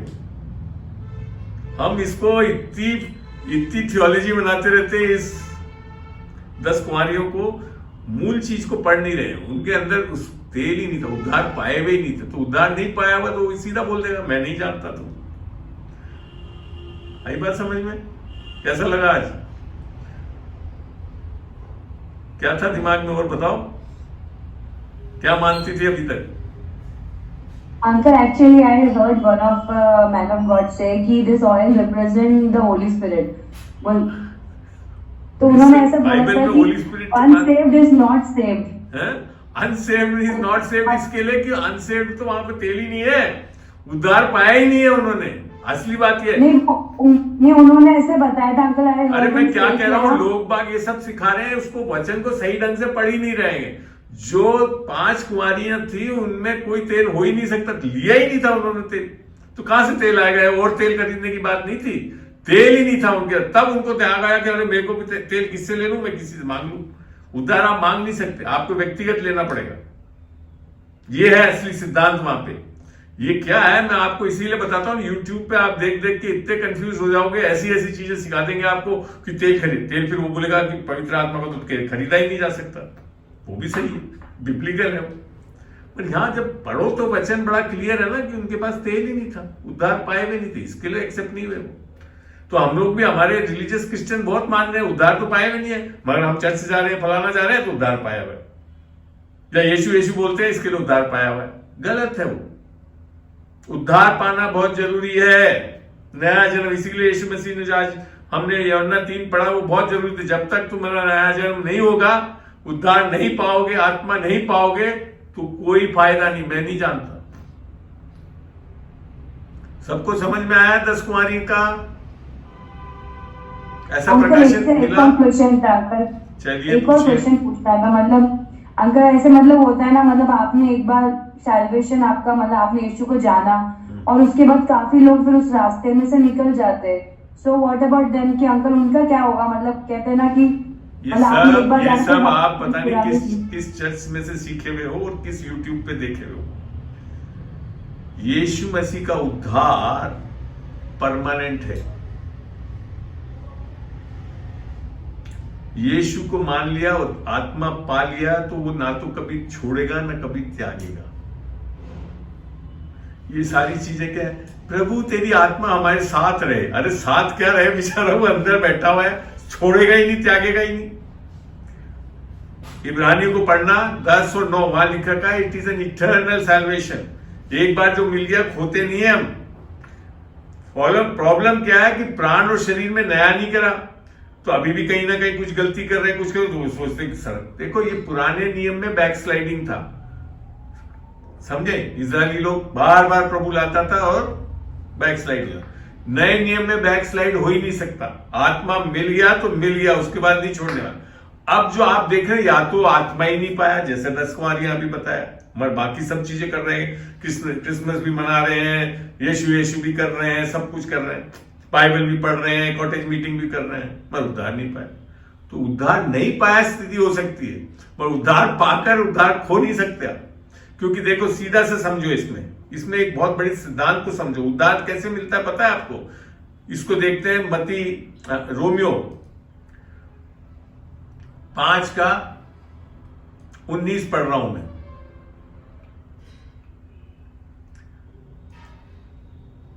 और उद्धार नया जन्म आपके प्राण और शरीर में नहीं होता, खाली आत्मा में होता है, ठीक है? और ये देखिए अब यहां क्या लिखा है, रोमियो 5:19, जो कि क्योंकि अब हमारा देखो प्रॉब्लम क्या है, हम पापी कैसे बन रहे हैं? हमारे पापों को करने से नहीं बन रहे हैं। यहां लिख रखा कारण, क्योंकि जैसा एक मनुष्य की आज्ञा ना मानने से बहुत लोग पापी ठहरे। अर्थात हम पापी कैसे बने? आदम की अनाज्ञाकारिता से बने, ठीक है? जिनसी समझ में आ रहा है? जिनसी समझ में आया? हाँ अंकल समझ में आया। अब आगे लिखा वैसे ही, तो हम पापी भी, हम पाप करने से नहीं बन रहे, हम पापी आदम ने जो कुछ किया उसके कारण आत्मा में पापी बन रहे हैं। वैसे ही एक मनुष्य की आज्ञा मानने से बहुत लोग धर्मी ठहरे। हम धर्मी भी कैसे ठहरे? हम बहुत अच्छा काम करने लग गए, बाइबल चलने लग गए, पढ़ने लग गए, अंकल का बाइबल क्लास अटेंड करने से नहीं बनते। किससे बनते हो? जब आप यीशु मसीह पे विश्वास करते हो कि उसने क्रूस पे क्या किया आपके लिए, उससे धर्मी बनते हो। तो यहां जो बात समझ में आनी चाहिए कि ना तो हम पापी हमारे करने से बनते हैं, ना धर्मी हम कुछ करने से बनते हैं। ये 2 आदम के करने से हमारा आत्मिक स्थिति रहती है। पहले आदम की आज्ञाकारिता से हम पापी बनते हैं, दूसरे आदम यीशु मसीह की आज्ञाकारिता से हम धर्मी बनते हैं। अब आत्मा में हम धर्मी बनते हैं, प्राण और शरीर में नहीं बनते हैं। नया जन्म हमारी खाली आत्मा में होता है। अब जब आप नया जन्म पा चुके हो, धर्मी बन चुके हो परमेश्वर के, तो फिर आप अगर कुछ गलत कर दोगे तो क्या आप पापी बन जाओगे? बोलो, जवाब तो दो, कुछ तो यार, एक तो जवाब दो। आधे से ज्यादा लोग यही मानते हैं कि हम पापी बन जाएंगे। तो मैं आपको यही तो समझा रहा हूं, वचन बोल रहा हूं, पापी आप कुछ करने से नहीं बनते, धर्मी आप कुछ करने से नहीं बनते, तो धर्मी बनने के बाद कुछ गलत करने से पापी नहीं बन जाओगे। इसका ये मतलब नहीं कि मैं बोल रहा हूं कि पाप करते रहो, ये नहीं है कहीं भी। आई बात समझ में? मगर क्यों ये सही है? क्योंकि हमारे को धर्मी यीशु मसीह बना रहा है। अगर हमारे कुछ गलत करने से हम वापिस पापी अर्थात आदम ने जो बनाया वो बन जाते हैं, तो आदम ज्यादा सामर्थ्य है, यीशु मसीह नहीं है। आई बात समझ में? हेलो, सुसमाचार यही तो है कि आपके करने से नहीं बन रहे हो। अब रही बात, आप प्राण में कब पाप करते हो? जब आपने अपना मन नया नहीं करा, वचनों को पूरा सही धारण नहीं करा, तो शैतान के सामने आप ढीले पड़ जाते हो। शैतान आपको बेवकूफ बना देता है। पाप करते हो तो उसका हर्जाना भुगतते हो। कहां पे? प्राण और शरीर में। मगर नए नियम में आकर ये बैक स्लाइडिंग नहीं है। वो लोग ऐसे हैं जिन्होंने उद्धार ही नहीं पाया, खाली बोलते ही बोलते हैं यीशु मसीह हमारा प्रभु और सब है। बेस्ट तरीका क्या है उन लोगों का पता करने का? जाकर पूछो, एक दुष्ट आत्मा से भरे हुए आदमी को सामने खड़ा करो, बोलो इसको दुष्ट आत्मा निकाल के दिखाओ। आंटी बड़ा अच्छा बोलते हैं हमारे जहाँ पे जो नामधारी है, तो उनको बोलते हैं अगर सही में आपको नापना है कि आप वास्तव में उद्धार पा लिए हो, तो मरकुस 16 में जो लिखा है ना कि विश्वासी लोगों के बीच में क्या चिन्ह होंगे? वो दुष्ट आत्माएं निकालेंगे, हाथ रखेंगे तो लोग चंगे होंगे। तो हमने तो ऐसे ही सीखा, जब हमने करा तो लोग चंगे हो गए, दुष्ट आत्माएं निकले तो समझ में आ गया, उद्धार पा लिया हमने। और फिर उसके बाद ये भी समझ में आ गया कि उद्धार खो नहीं सकते। अरे इतना अच्छा उद्धार है ये यीशु मसीह तुम्हारा मार्केट वाला नहीं है। और अगर ऐसा है तो फिर यीशु मसीह ने कुछ किया ही नहीं क्रूस में। यीशु मसीह का कार्य इतना निर्बल है क्या कि जब वो चीज हो गया तो फिर वापस अंडू कर देगा कोई? आ रही बात समझ में? चलिए, और कोई सवाल?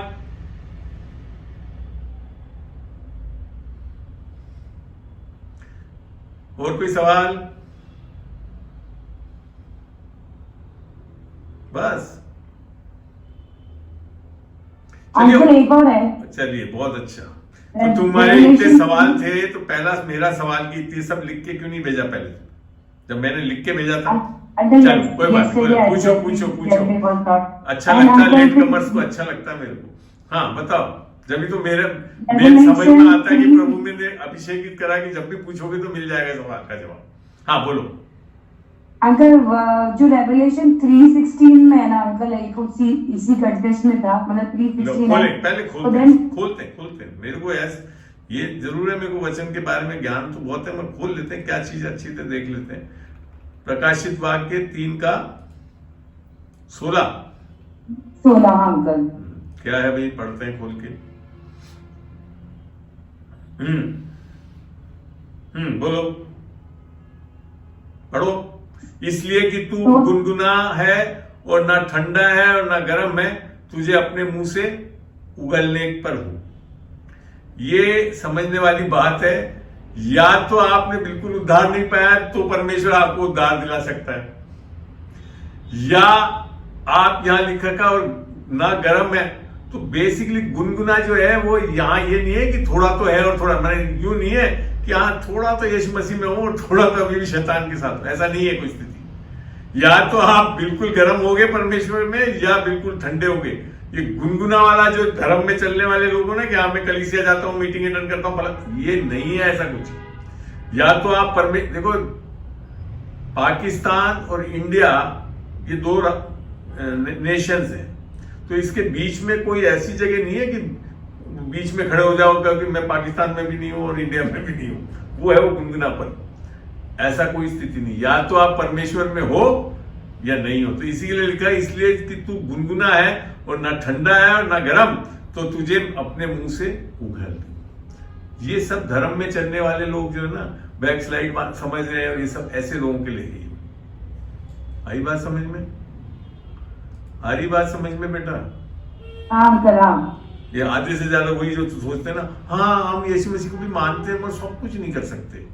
बाइबल ऐसा नहीं बोलता है यीशु मसीह में हम सब कुछ कर सकते हैं। बाइबल का वचन तो ये बोलता है फिलिपियों में। तो ये सब धर्म में चलने वाले जो बोलते हैं ना, वो ऐसे लोग ही हैं जो ये भी मानते हैं हमने उद्धार पा लिया है और कर भी नहीं रहे, जो सब चीज वचन जो बता रहा है उसको मानते भी नहीं। फिर बोलेंगे अन्य भाषा नहीं है, जबकि मरकुस में लिख रखा तुम अन्य भाषा में बोलोगे। आधे से ज्यादा लोग ऐसे लोग होंगे जो बोलेंगे अन्य भाषा नहीं है, शैतान की ओर से और बोलेंगे। तो शैतान की ओर से तो धर्मकड़ों को आपको पब में जाकर अन्य भाषा ज्यादा मिलना चाहिए, परमेश्वर की कलीसिया में नहीं मिलना चाहिए। चलिए, और कोई सवाल? मैं चाहता हूं कि आज बड़ा अच्छा रहा, बहुत अच्छा समय निकला है काफी वचनों में। तब भी मैं अभी समय 4 बजे तक का है, अगर कोई पूछना चाहे तो पूछे। रजत जी बोले। मैं ये कह रहा हूँ, आपने कहा था कि हमें अपने मन को नया करना चाहिए, हम दिन रात पढ़े। तो मेरे को ये चीज बताइए, जैसे मेहनत भी करनी चाहिए हमें। बिल्कुल मेहनत करनी, बाइबल में लिख रखा है अगर कोई मेहनत नहीं करे तो खाना नहीं खाना चाहिए उसको। हाँ, तो मैं ये कह रहा हूँ, जैसे मेहनत करते जाते हैं, वहाँ पे पूर्वी भी बिहारी भी है, मोहम्मदन भी है, कोई गाली दे रहा तो फिर अब मैं क्या करूँ? नहीं, तुम गाली मत दो, वो बोल रहे हैं तो तुम्हारे जबान को थोड़ी वो चलाएगा। तुम अपनी जबान के ऊपर कंट्रोल आप रखते हो, वो थोड़ी रखते हैं आप। तो थोड़ा बहुत तो असर पड़ता ही है। सवाल ही नहीं उठता। देखो, नए नियम में आकर सब चीज, पुराने नियम में निसंदेह जब कोड़ियों के पास जाते थे तो वो उसको भी कोड़ी डिक्लेयर कर दिया जाता है, मगर नए नियम में आकर यीशु मसीह जब आया कोड़ी तो उसको हाथ लगाया तो कौन चंगाई गई? यीशु मसीह कोड़ी नहीं हो गया।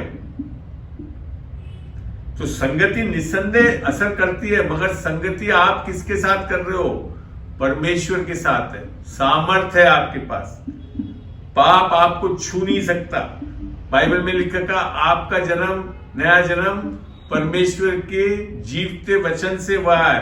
और इंग्लिश में बड़ा अच्छा लगता है, you have been born by the incorruptible seed of God. आपका नया जन्म अविनाशी वचन के बीज से हुआ है। And corruption can not touch you, बुरी चीजें आपको छू नहीं सकती। रजत तू इसके लिए बोल रहा है मैं तो सरकार में काम करा हुआ हूं, सारे के सारे बेईमान बदमाश सब लोग रहते थे, मगर तब भी मैं, मेरे करियर में कोई भी एक जन भी उंगली नहीं उठा पाया मेरे विरुद्ध, और ना मैंने कोई और बल्कि मैं बताऊं, IFS ट्रेनिंग में, जंगलात की ट्रेनिंग में तो हमको सिखाया जाता था कि नीचे उतर के जब बदमाशों को पकड़ते थे ना, तो हमको सबसे पहले 2-4 गालियां बोलनी पड़ती थी, जब जाकर हावी हो पाते थे उससे। मैं जब मैंने प्रभु में आया 98 के बाद, कभी एक बार भी मेरे मुंह से गाली नहीं निकली। सिखाया जाता था ट्रेनिंग में। मैं रोक नहीं पाता उसको। भैया, रजत भैया, हाँ जी, आपने वीडियो बंद कर दिया अंकल जी? नहीं, ये पूरा रिकॉर्ड होगा, रहेगा इसी, बोले आराम से। अच्छा, हाँ, मैं ऐसे कह रही हूँ कि मेरे घर में भी बड़े से लेकर छोटे तक सब सारे लोग गाली देते थे जब मैं प्रभु में नहीं थी, लेकिन एक निर्णय अंदर लिया कि प्रभु आपकी उपस्थिति मेरे अंदर है और इनके मुंह से गाली नहीं निकलना चाहिए किसी के भी। और आज मेरे घर में कोई भी गाली नहीं देता है, गाली देने वाला भी गाली नहीं देता है। तो ऐसा होना चाहिए। ऐसे गाली नहीं देता आप जैसे समझ रहे, मतलब मैं कह रहा हूँ जैसे लोग गाली देते हैं तो उनके बीच में मैं खड़ा था तो मेरे मुंह से एक आदि जैसे कोई कल्पा देता तो हल्का नहीं निकल सकती रजत, यही तो समझा रहे हैं हम, हमारे मुंह से नहीं निकल सकती। एक मिनट भैया सुनो, आप सुनिए, आप जैसे सामने वाले के मुंह से गाली निकल रहा है ना, तो आप, मैं तो बोलती भी नहीं हूँ, मैं तो अंदर ही प्रार्थना कर देती हूँ, मैं यीशु के नाम से इसकी जुबान को मैं बंद करती हूँ। ये ऐसा है तरीका, और हो जाता है, होगा, हो जाता है, क्योंकि आपको अधिकार दिया गया है। रजत तुम्हारे को यही तो समझा, एक मिनट रजत, तुमको बार बार मैं क्या समझाता हूं, तुम्हारे पास यीशु मसीह में क्या क्या अधिकार है उसको इस्तेमाल करो। ये नहीं कि उस शैतान का अधिकार तुम्हारे ऊपर चलेगा। आप बोलना सीखो, आप नहीं बोल रहे हो इसके लिए लोग गालियां दे रहे हैं। बाइबल में लिखा है ना, जो स्वर्ग में और पृथ्वी जिसको बांधोगे तो बंध जाएगा। ये है सामर्थ हमारे पास। अंकल मेरे को मेन है कि मुझे अपनी जुबान को बंद करना ना, वो नहीं, मैं दूसरों को अभी ये किरण ने क्या समझाया, आप बांधो तो सही उस जबान को। यीशु के नाम से बोलता हूं फलाना, तो कुछ नहीं बोल सकेगा ऐसी गंदी बात। तो खड़े होकर देख, 2 मिनट में बंद होगी सब कुछ। ठीक है, करेंगे अंकल, आप ऐसे अधिकार इस्तेमाल कर भाई। यीशु मसीह का बेटा है, शैतान का बेटा थोड़ी देर ऊपर हावी हो सकता है। चलिए अंकल, भाई एक चीज हो रहा है, एक सवाल हो रहा है, हाँ। एक मतलब एक क्वेश्चन एक हो रहा है। जैसे मेरे ना एक मतलब मांसपेशियों में दर्द होता है। जैसे मैं मेहनत करता हूँ ना, मतलब बहुत ज्यादा, मतलब जैसे 4थी मंजिल चढ़ गया, 3री मंजिल आ गया, बिग बास्केट में ग्रोसरी का सामान होता है, ऊपर नीचे। ठीक है, समझ गए मोटी बात कि आपके दर्द शुरू हो जाता है। बोलो अब आगे, और क्या बोलना चाहते हो?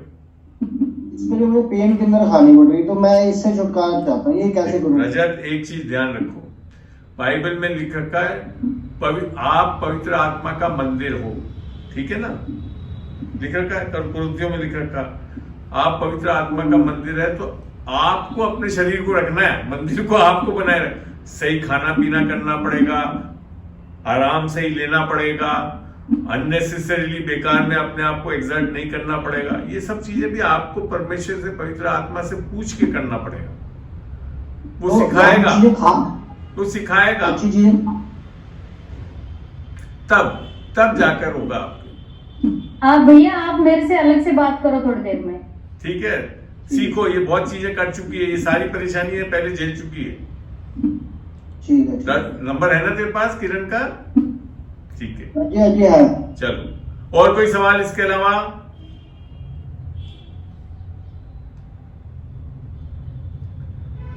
चलिए, तो फिर हम आज की सभा को समाप्त करें। तैयार हैं सब लोग? चलिए, मैं अब छोटी सी प्रार्थना के साथ इसको समाप्त करना चाहूंगा। प्रभु, तेरा धन्यवाद देता हूं खुदावन, आज इस जूम मीट में खुदावन तेरी पवित्र आत्मा की एक बहुत प्यारी उपस्थिति हमने देखी खुदावन, और तेरे वचनों से तूने हमें भरा है, सिखाया है खुदावन। निस्संदेह तूने प्रकाशन की आत्मा दी आज लोगों के, और कईयों के जो सवाल थे, आंख के छिलके गिरे हैं खुदावन, ताकि ये सही समझ सके खुदावन। धन्यवाद देता हूं खुदावन इस समय के लिए, पूरे अनुग्रह के लिए जो तूने हमारे को दिया खुदावन। आगे भी हम चाहते खुदावन कि इसी प्रकार से हम तेरे इस वचनों के लिए खुले जो बाइबल अध्ययन को करते रहें, ताकि और सीख के चरित्र अपना डेवलप करके और में विश्वासी होकर चलने वाले हो सके। इस छोटी सी प्रार्थना को यीशु के नाम से मैं मांगता हूं, आमीन।